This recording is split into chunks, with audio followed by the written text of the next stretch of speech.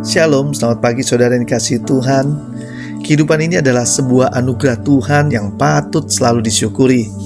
Memang kadangkala hidup gak seperti yang kita harapkan. Untuk itu kita perlu selalu dekat dan mau mendengar suaranya melalui firman-Nya.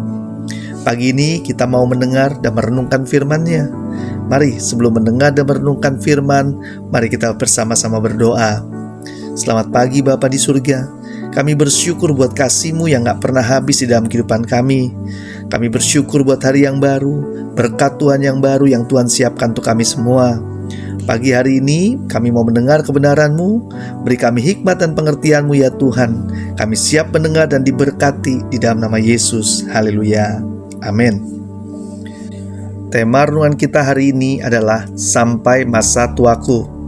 Diambil dari Mazmur 71 ayat 12-18. Beginilah firman Tuhan. Ya Allah, janganlah jauh daripadaku.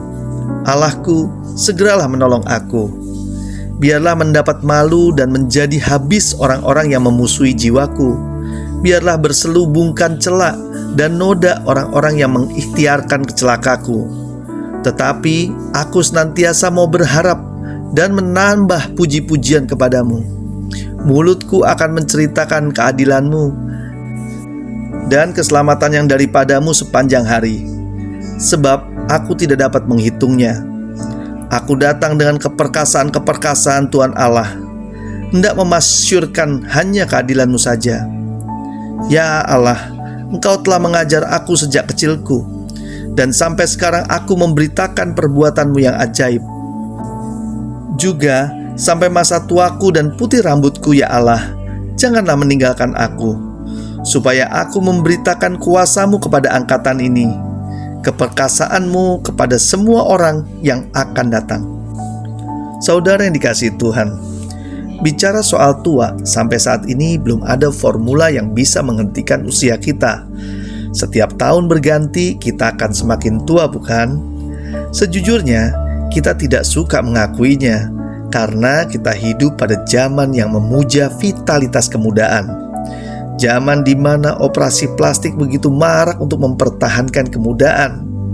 Tetapi umur tetap jalan, gak bisa direm.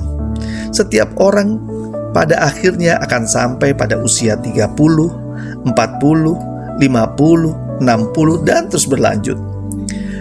Bagi sebagian orang, datangnya masa tua bisa jadi masa yang sangat menakutkan. Bagaimana dengan hidup kita?